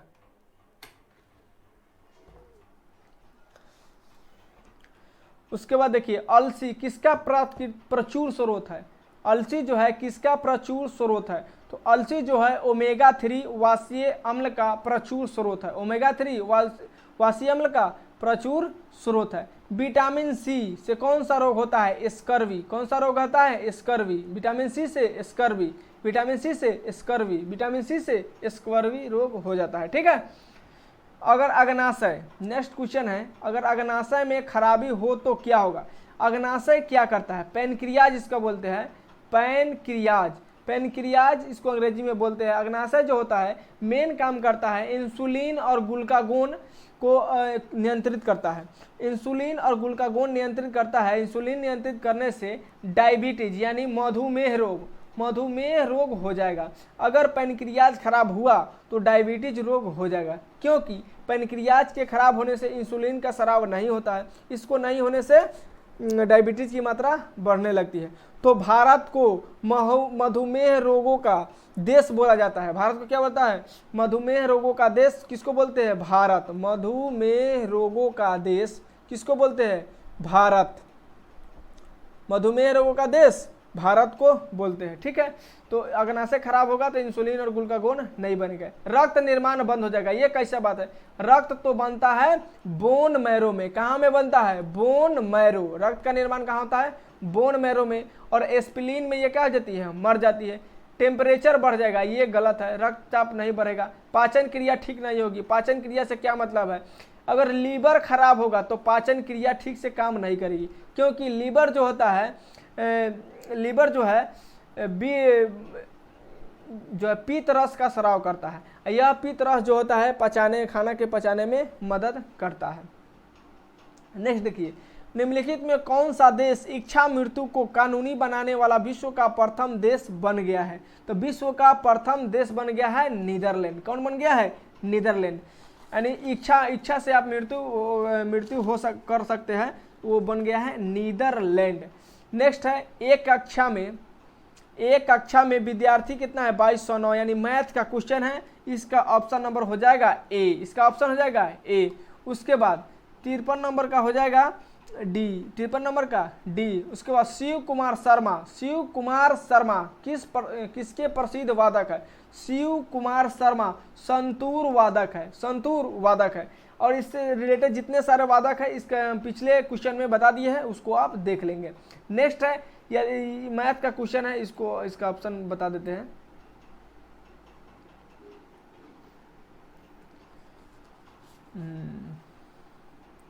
चौदह, इसका होगा 14। बुद्ध कौशाम्बी में किसके राज्यकाल में आए थे? तो बुद्ध जो है कौशाम्बी में उदयन के शासनकाल में। किसके शासनकाल में? उदयन के शासनकाल में। उदयन कौन है? अजात शत्रु का पुत्र है उदयन। अजात शत्रु का पुत्र कौन है? उदयन। अजात शत्रु का पुत्र उदयन है। इसी के शासनकाल में बुद्ध कौशाम्बी में आए थे। पाटलिपुत्र की स्थापना किसने किया? पाटलिपुत्र की स्थापना किसने किया? उदयन ने किया है। किसने किया है? उदयन ने किया है। यह मैथ का क्वेश्चन है। मैथ का क्वेश्चन, इसका ऑप्शन नंबर हो जाएगा सी, यानी 8 वर्ष। हेडगेवार ने किस वर्ष राष्ट्रीय स्वयंसेवक संघ यानी आरएसएस की स्थापना किया? तो आरएसएस की स्थापना 1925 में हुआ है। कब हुआ है? 1925। आरएसएस की स्थापना 1925। 1929 में पूर्ण स्वराज की मांग किसने किया था? लाल बहादुर शास्त्री ने। कहाँ पे किया था? रात में किया था लाल बहादुर शास्त्री ने। 1927 में साइमन कमीशन का आगमन हुआ था। ठीक है, तो इतना याद रखेंगे। गढ़जात की पहाड़ी किस राज्य में स्थित है? तो गढ़जात की पहाड़ी आपको यहाँ पे उड़ीसा के क्षेत्रों में, यहाँ पे ऊपर वाले क्षेत्रों में गढ़जात की पहाड़ी देखने को मिलेगी। उड़ीसा में। कहाँ पे है? उड़ीसा में मिलता है। निम्नलिखित में से किस जगह पर सिक्के नहीं डाले जाते हैं? बहुत अच्छा क्वेश्चन है। तो हैदराबाद, नोएडा, मुंबई, इस सारे में सिक्के यानी टकसाल है। सिक्के जहां पर छपता है उसको क्या बोलते हैं? टकसाल। लेकिन Dewas printing press currency note print करता है। क्या करता है? करेंसी नोट का प्रिंटिंग करता है देवास प्रिंटिंग प्रेस। ठीक है, 61 नंबर क्वेश्चन है। राकेश 8 किलोमीटर प्रति घंटा, यानी ये मैथ का क्वेश्चन है। 61 नंबर का ऑप्शन हो जाएगा ए। 61 का हो जाएगा ऑप्शन ए। उसके बाद केरल के मुख्यमंत्री पद की शपथ लेने के साथ निम्न में कौन लगातार दूसरी बार मुख्यमंत्री बन गए? तो केरल के सीएम कौन है? केरल के सीएम है पिनाराई विजयन। कौन है? पिनाराई विजयन। केरल के सीएम कौन है? पिनाराई विजयन। केरल के सीएम पिनाराई विजयन। दुर्लभ धातु वेनेडियम किस भारतीय राज्य में पाया जाता है? तो हो जाएगा अरुणाचल प्रदेश। वेनेडियम सबसे ज्यादा मात्रा में कहाँ पाया जाता है? तो अरुणाचल प्रदेश में पाया जाता है। 64 नंबर मैथ का क्वेश्चन है। मैथ में धनात्मक संख्या से रिलेटेड है, तो 45 इसका आंसर हो जाएगा। निम्नलिखित में से कौन कंप्यूटर वायरस नहीं है? तो कंप्यूटर वायरस नहीं है आई हेट यू, कंप्यूटर का वायरस नहीं है। लेकिन Jesus, code race, I love you सारे के सारे कंप्यूटर का वायरस का नाम है, इसको याद रखेंगे। ब्राजील के 39वें राष्ट्रपति के रूप में किसने शपथ लिया है? तो लूला डी साल्वा। ब्राजील के 39वें राष्ट्रपति Lula da Silva, Lula da Silva. Brazil के उपराष्ट्रपति है गेराल्डो अल्कमिन, उपराष्ट्रपति वाइस प्रेसिडेंट उपराष्ट्रपति कौन है? Geraldo अल्कमिन, Geraldo अल्कमिन, Geraldo अल्कमिन। Jair Bolsonaro जो है इससे पहले जो थे राष्ट्रपति कौन थे? जायर बोल्सोनारो, यानी 38वां राष्ट्रपति कौन था? Jair Bolsonaro. ब्राजील के 38वां राष्ट्रपति जायर बोल्सोनारो। 39वां लोला डी साल्वा। उसके बाद उपराष्ट्रपति कौन है? गेराल्डो अल्कमिन यहाँ के उपराष्ट्रपति है। ठीक है, और ब्राजील से अमेजन नदी है, ब्राजील के जंगल बहुत ही फेमस है। कौन सा देश यूरो को अपनी करेंसी रूप में अपनाने वाला देश बन गया है? तो क्रोएशिया, यानी क्रोएशिया में अब यूरो मुद्रा चलेगी। नेक्स्ट है एनटीपीसी ने ग्रीन हाइड्रोजन ब्लेंडिंग प्रोजेक्ट की शुरुआत, ग्रीन हाइड्रोजन ब्लेंडिंग की शुरुआत कहाँ पे किया है? तो गुजरात में। ग्रीन हो गया हाइड्रोजन ब्लेंडिंग, जी से ग्रीन, जी से Gujarat, green hydrogen blending Gujarat, green hydrogen blending Gujarat. किसने किया है? एनटीपीसी ने। एनटीपीसी एक महाराष्ट्र कंपनी है जिसने इसकी शुरुआत किया है। सियाचिन बैटल फील्ड में तैनात होने वाली भारत की पहली महिला आर्मी ऑफिसर, भारत की पहली महिला आर्मी ऑफिसर कौन है? तो यहाँ पे ऑप्शन है, इधर यहाँ है शिवा चौहान। कौन है? शिवा चौहान, शिवा चौहान। आरती शाह इंग्लिश चैनल पर पार करने वाली पहली महिला शिवा चौहान है। कौन है? शिवा चौहान।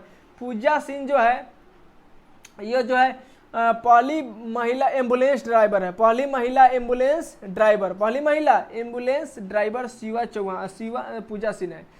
आधार नंबर को चेहरे से प्रमाणित करने के लिए UIDAI द्वारा कौन सा योजना लॉन्च किया गया है? कौन सा एप्लीकेशन लॉन्च किया गया है? UIDAI कौन सा ऐप लॉन्च किया है? तो आधार फेस RD, आधार फेस RD एप्लीकेशन लॉन्च किया है, जिसको फेस से आधार कार्ड का पहचान कर सकता है, आधार नंबर निकाल सकता है।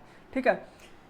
71 है भारत राष्ट्रीय ज्वार बाजरा दिवस कब मनाया जाता है? तो भारत राष्ट्रीय ज्वार बाजरा दिवस 14 नवंबर कब मनाया जाता है? 14 नवंबर, 14 नवंबर भारत राष्ट्रीय ज्वार बाजरा यानी मिलेट्स डे 14 नवंबर को मनाया जाता है। भारत के 14वें उपराष्ट्रपति के रूप में किसे चुना गया है? जगदीप धनखड़। कौन है? जगदीप धनखड़। उपराष्ट्रपति जो होते हैं राज्यसभा के सभापति होते हैं, क्या होते हैं? राज्यसभा के सभापति होते हैं, जगदीप धनखड़ है। और राज्यसभा के सभापति के होने के नाते ही इनको वेतन दिया जाता है। एम वेंकैया नायडू जो है 13वें है, 13वें उपराष्ट्रपति कौन है? एम वेंकैया नायडू। यशवंत सिन्हा जो है विपक्षी दल के नेता थे। कौन है? विपक्षी राष्ट्रपति के विपक्षी दल के नेता है। भारत के राष्ट्रपति कौन है? तो द्रौपदी मुर्मू, द्रौपदी मुर्मू, द्रौपदी मुर्मू भारत के राष्ट्रपति है। ठीक है। मोटे अनाज के संबंध में निम्नलिखित में से क्या सही है? तो कम पानी और बंजर भूमि तथा विपरीत मौसम में भी ये अनाज उगाए जाते हैं, एकदम सही है। गेहूं चावल जैसे मोटे अनाजों के साथ मोटे अनाज की तुलना की जाए तो यह किसी भी प्रकार से इनसे कम नहीं आंका जा सकता है, ये भी सही है। भारत दुनिया में मोटे अनाजों का सबसे बड़ा उत्पादक देता है, ये भी सही है। मतलब ऑप्शन नंबर डी इसका सही आंसर हो जाएगा। 74 है मशहूर सिंगर लीला मैरी प्रेस्ली का निधन हो गया है, ये किस देश के निवासी थी? तो लीला मैरी प्रेस्ली, लीला मैरी प्रेस्ली किस देश की निवासी थी? तो ये थी USA यानी अमेरिका की है। कहाँ की है? अमेरिका के है। अगर अभी तक इस चैनल को सब्सक्राइब नहीं किया तो जल्दी से सब्सक्राइब कीजिए, लाइक कीजिए और शेयर करते रहिए। नेक्स्ट क्वेश्चन है PM मोदी ने रिवर क्रूज MV गंगा विलास को हरी झंडी दिखाकर रवाना किया है। इस क्रूज की यात्रा का किस शहर से समाप्त होगा? यह क्रूज की यात्रा किस शहर से समाप्त होगा? तो ये हो जाएगा डिब्रूगढ़। कहाँ से हो जाएगा? डिब्रूगढ़ से समाप्त होगा। क्रूज MV गंगा विलास को हरी झंडी दिखाकर रवाना किया, लेकिन समाप्त कहाँ से होगा? डिब्रूगढ़ से होगा। टाटा पावर हाउसिंग सोसाइटी के लिए भारत का पहला सोलर प्लांट किस शहर में स्थापित किया गया है? टाटा पावर के लिए हाउसिंग सोसाइटी के लिए पहला सोलर प्लांट, भारत का पहला सोलर प्लांट कहाँ आयोजित किया गया है? तो मुंबई में। कहाँ पे? मुंबई में स्थापित किया गया है। Year of enterprises project, year of enterprises project की शुरुआत कहाँ पे किया गया है, तो केरल में। कहाँ पे किया गया है, केरल में किया गया है। सब सारे चीजें करंट का क्वेश्चन है, इसको ध्यान में रखेंगे। नेक्स्ट है ब्रॉड गार्जियनशिप इंडेक्स 2023 में किस भारतीय को ग्लोबल लेवल पर दूसरी रैंक प्राप्त हुई है। किसको दूसरी रैंक प्राप्त हुई है, तो मुकेश अंबानी। इन्होंने ब्रॉड गार्जियनशिप इंडेक्स में दूसरा रैंक प्राप्त किया है। किस ब्रिटिश भारतीय को हाल ही में freedom of city of London award से सम्मानित किया गया है। Freedom of city of London award, freedom of city of London award Kiran Mazumdar Shaw किसको मिला है, किरण मजमूदार शॉ को मिला है।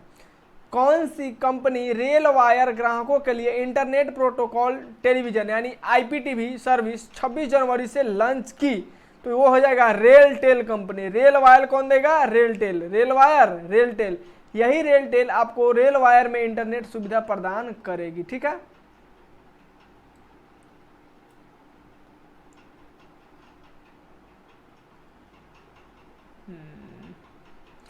हाल ही में मानव सेवा के लिए बहरीन का आईएस अवार्ड किसे दिया गया है। बहरीन का आईएस अवार्ड दिया गया डॉक्टर सैंडुक रूइट को। किसको दिया गया है, सैंडुक रूइट को दिया गया है। केंद्रीय मंत्री जितेंद्र सिंह ने किस राज्य में national genome editing and training centre, national genome and editing and training centre खोला है, तो कहाँ पे है, पंजाब। जितेंद्र सिंह पंजाब, तो राजपूत से सिंह से रिलेटेड जब आएगा ना तो ज़्यादातर पंजाब से ही रिलेटेड होता है, वहां पर मारेंगे। ठीक है, न्यूयॉर्क फिल्म क्रिटिक्स सर्किल में बेस्ट डायरेक्टर का अवार्ड किसको मिला है। फिल्म क्रिटिक्स सर्किल में बेस्ट डायरेक्टर का अवार्ड एस.एस. राजमौली। किसको मिला है, एस.एस. राजमौली को मिला है। भारतीय सेना दिवस 15 जनवरी, ये आपको पिछले क्वेश्चन में बता दिए है। 12 जनवरी को युवा दिवस मनाया जाता है। 2011 में निम्नलिखित में से किस राज्य में उच्चतम लिंगानुपात है। उच्चतम लिंगानुपात फिलहाल जो इस ऑप्शन को देखते हुए तमिलनाडु में सबसे ज्यादा लिंगानुपात देखने को मिलता है। ठीक है, निम्नलिखित में से कौन सुमेलित नहीं है। लेक टिटिकाका झील, लेक टिटिकाका झील कहाँ पे है, बोलिविया में, ये भी सही है। उर्मिला झील ईरान में, ये भी सही है। रेंडियर झील ये रूस में, ये गलत है। रेंडियर झील रूस में नहीं है। रेंडियर झील जो है कनाडा में है। कहाँ पे है, कनाडा में है, कनाडा। रेंडियर झील कनाडा में है। आयाबस्का झील कहाँ पे है, कनाडा। आयाबस्का झील आयाबस्का झील कनाडा। तो इसको याद रखेंगे, टिटिकाका झील बोलिविया के पीढ़ी में। ठीक है, तो इसका ऑप्शन नंबर हो जाएगा C, option number C option हो जाएगा। उसके बाद Donbas basin, Donbas basin Mesabi range, Donbas basin Mesabi range किसके लिए प्रसिद्ध है, तो डॉन बॉक्स जो कोयला के लिए फेमस है। मेसाबी रेंज, मेसाबी रेंज तांबा के लिए, ये गलत है। ये जो है लोहा के लिए है। मेसाबी रेंज किसके लिए है, लोहा के लिए हो जाएगा। मेसाबी रेंज लोहा के लिए। मोसुल जो है खनिज तेल के लिए है। ट्रांसवाल सोना के लिए है। ये सारे चीजें हैं। संयुक्त राष्ट्र ने सुशासन के रूप में कितने स्तंभ निर्धारित किया है, तो यहाँ पर हो जाएगा 8। संयुक्त राष्ट्र ने सुशासन के लिए 8 स्तंभों को चुना है, निर्धारित किया है, उसी 8 स्तंभ पर काम करेगा। नेक्स्ट 89 नंबर क्वेश्चन है, इसमें से कौन नागरिकता के अर्जन हेतु शर्तों को नियत करने के लिए सक्षम है। यानी नागरिकता का अधिकार किसको है, तो संसद को। किसको है, संसद को। यानी आपको नागरिकता देना है, आपको नागरिकता छीनना है, क्या करना है नहीं करना, सारी चीजें बनाने का अधिकार किसको है, संसद को है, जो गृह मंत्रालय के अंतर्गत आती है। ठीक है, मिश्रित अर्थव्यवस्था क्या होती है।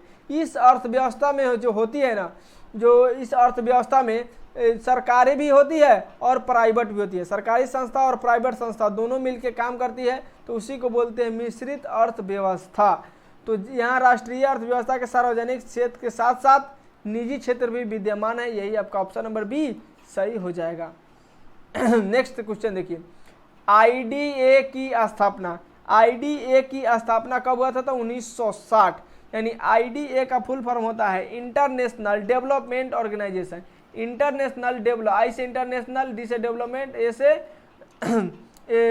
Association, international development association. इसकी स्थापना 24 सितंबर 1960 को हुआ था। 24 सितंबर 1960 के हुआ था। यह जो है वर्ल्ड बैंक की यह संस्था है, यह जो है रियायती लोन देने की काम करता है।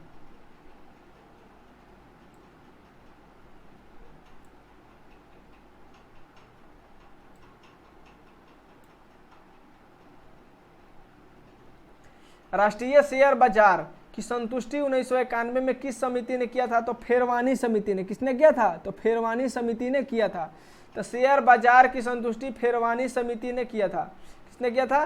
फेरवानी समिति ने किया था।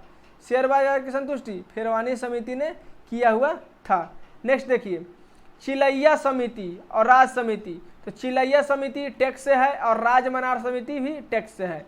तेंदुलकर समिति जो है प्रति व्यक्ति आय से रिलेटेड है। तो फेरवानी समिति से नेशनल स्टॉक एजेंसी यानी एनएसई, और एनएसई का जो सेंसेक्स होता है उसको बोलते हैं निफ्टी। क्या बोलते हैं? निफ्टी। इसको बोलते हैं निफ्टी। और बीएसई की स्थापना हुआ था 1875 में। क्या होता? 1875 में। निफ्टी और बीएसई दोनों होता है। तो निफ्टी और बीएसई, तो ये होता है निफ्टी, होता है बीएसई। इसको बोलते हैं सेंसेक्स। ये जो जारी करता है इसको बोलते हैं सेंसेक्स, इसको बोलते हैं निफ्टी। ठीक है, इसके इंडेक्स को निफ्टी, इसके इंडेक्स को सेंसेक्स बोलते हैं, इसको याद रखेंगे। ठीक। राष्ट्रीय गणित दिवस कब मनाया जाता है? तो राष्ट्रीय गणित दिवस 22 दिसंबर। कब मनाया जाता है? 22 दिसंबर को। इनमें से किस महिला को सर्वप्रथम भारत रत्न दिया गया? तो इंदिरा गांधी। किसको मिला है? इंदिरा गांधी को सर्वप्रथम भारत रत्न मिला है। शार्ली एब्दो शब्द क्या है? तो शार्ली एब्दो एक व्यंग अखबार है, मजाकिया अखबार है। ठीक है। ताइवान की राजधानी कहाँ स्थित है? तो ताइवान की राजधानी सबको जानता है, किसकी राजधानी कहाँ है? ताइपे है। कहाँ पे है? ताइपे है। बिहार में जगजीवन राम संसदीय अध्ययन एवं अनुसंधान रिसर्च केंद्र कहाँ पे है? तो यह वाला सेंटर जो है आपका पटना में है। जगजीवन राम को बाबूजी भी कहते हैं। क्या बोलते हैं? बाबूजी। जगजीवन राम को क्या बोलते हैं? बाबूजी बोलते हैं। नेक्स्ट, बिहार से गुजरने वाली जीटी रोड किसने बनवाया था? तो ये तो था शेर शाह सूरी ने जीटी रोड का निर्माण करवाया हुआ था।